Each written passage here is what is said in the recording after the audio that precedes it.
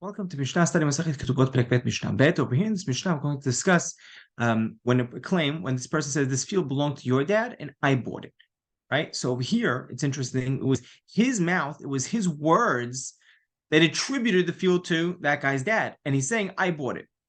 He could have just said it was mine forever, because he's the one, right, who brings up the point, admitting that it wasn't his at some point. He's also trusted to say that he's the one that bought it.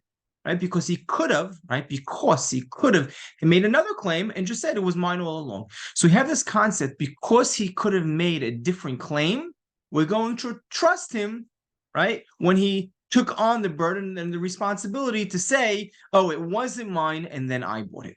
So we saw earlier, if you remember, a couple of Mishnayot ago, right, in the first Perek, where we had a Mahloket Rabbi Yoshua and a Rabban Gamliel, when it came to a woman, right, after she got married, she was found to, she wasn't a virgin, right? And what she say? Her claim was, oh, I slept around after I was engaged, right? Now, it was a machloket over there whether we trust her or we don't trust her. Rabbi Yoshua said we don't trust her. Rabban Gamliel said we trust her. Now, why would there be a reason to trust her? So we could have said over there, also, amigo, could have said, oh, she could have made a better claim.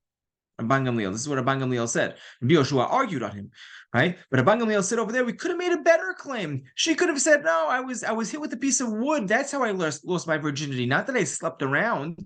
The fact that she's admitting to sleeping around, we're going to trust her to say, oh, I slept around after I was engaged, not before I was engaged.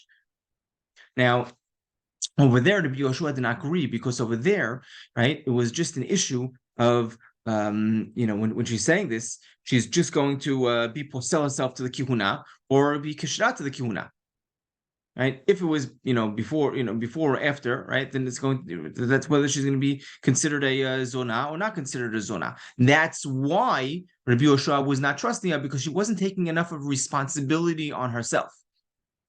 But over here in our case, we'll see, right? It's a monetary issue.